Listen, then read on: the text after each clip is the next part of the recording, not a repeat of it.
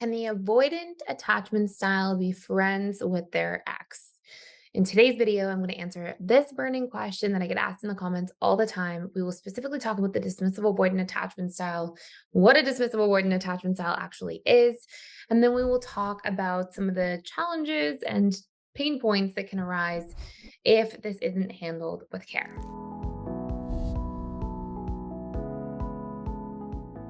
So first and foremost, if you're not already familiar, the avoidant attachment style refers to the dismissive avoidant attachment style primarily, which is one of three insecure attachment styles for overall attachment styles, which are secure, being the secure style, the anxious individual who can sometimes be very afraid of abandonment in relationships, dismissive avoidants who tend to be afraid of commitment or getting too close, and the fearful avoidant attachment style who tends to be the swinging pendulum, constantly wondering if they should stay or if they should go.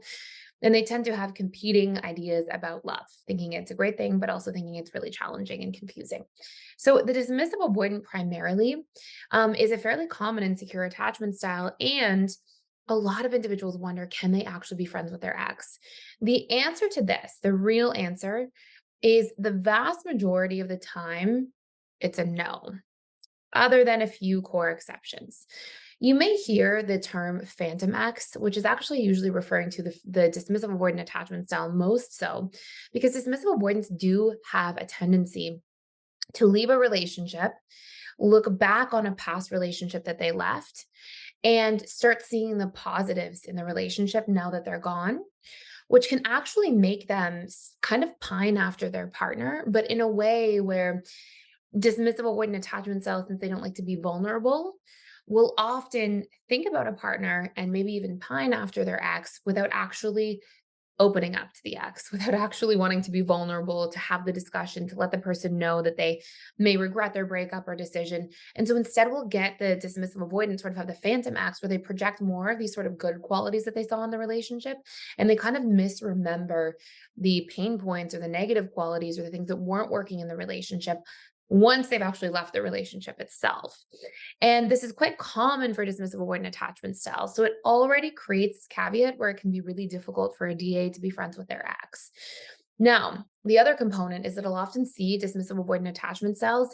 They tend to not want to be friends with their ex. If they're really healing from the breakup and they're really determined to move on, again, this isn't the case for every DA out there ever. But I would say the vast, vast majority of the time, dismissive avoidants don't even want to be friends with their ex. They have a difficult time wanting to just maintain a friendship unless there is some intention of wondering if they could get back together. That usually is the sort of branch out where I'll see somebody say, "Oh, let's maintain a friendship," or "Let's, stay connected." A lot of times when they're saying that, it's actually because they don't feel ready to fully let the person or the relationship go.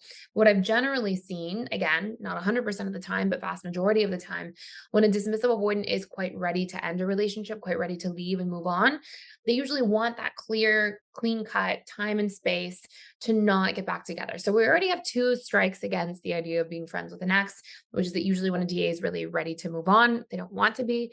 And if they are in a place where they're still connected to their ex, even in the fantasy world, even if it's a phantom ex, somebody that they're sort of pining over, that doesn't bode well if somebody's, moving into a new relationship or trying to stay open for future potential partners or to meet the right person.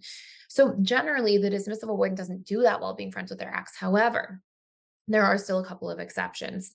Number one, dismissal avoidants may try to maintain a friendship with their ex if they dated somebody for a very long time and if they were friends beforehand.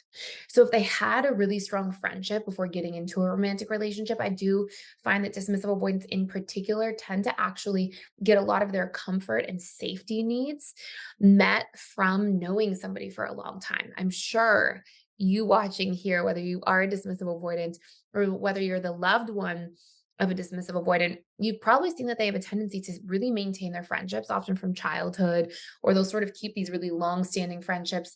And it's because dismissive avoidance, one of the actual needs they get from the relationships around them is comfort and security from that longevity, from that familiarity of somebody. And so that being pulled away can cause a bit of heartache for a dismissive avoidant. And if there is a pre-existing friendship, I often see it get into kind of a sticky scenario where they want that person to sort of be there. Now, what happens if you're dating a dismissive avoidant and you see them wanting to be be friends with their ex and you're not sure if they're really over them. Well, I would have a really open conversation if you're seeing a few core things. Number one, if you're seeing that, the dismissive avoidant, um, didn't have a friendship before with this ex that they're now trying to re-befriend.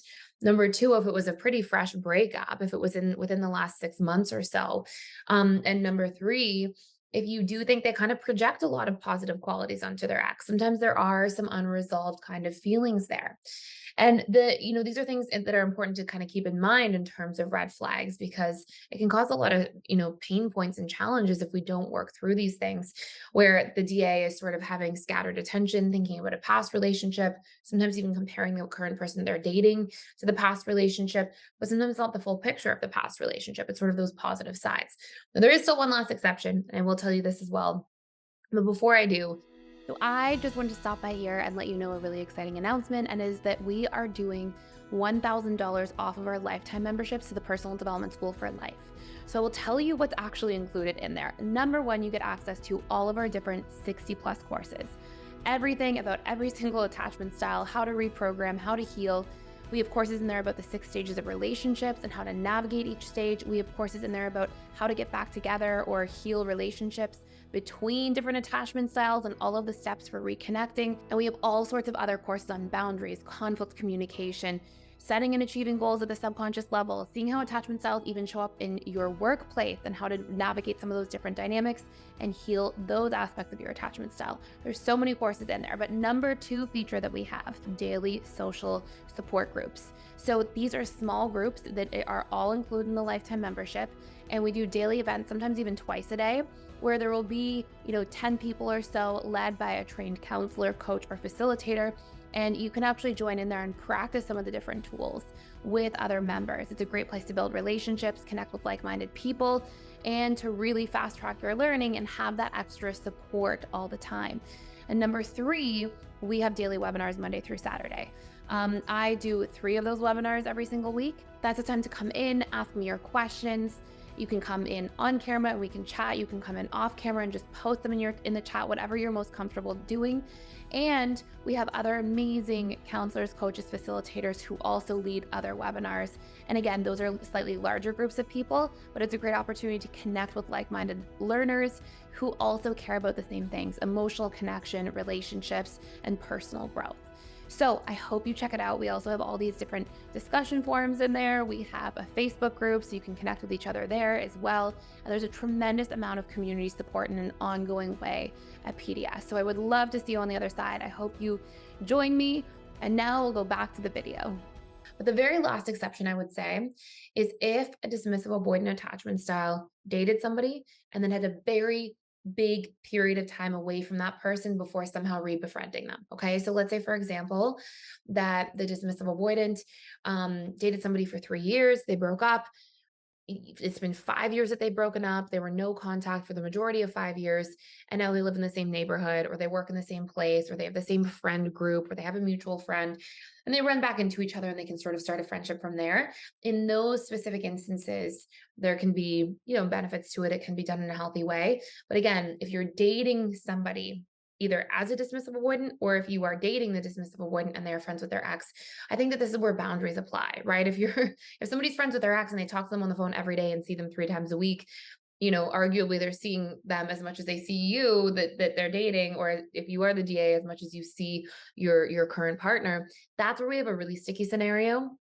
But instead, if we have, yeah, we're friendly, we talk once a month, maybe on the phone, we hang out in groups of people because we have mutual friends, or we work at the same place, we hang up in a group in our friend group from work, like those types of things. There's a lot more room, there's a lot more bandwidth. It's a lot less sticky, a lot less of a chance that there's going to be the phantom acts or different challenges or pain points. So those are really important markers to be aware of and to look into.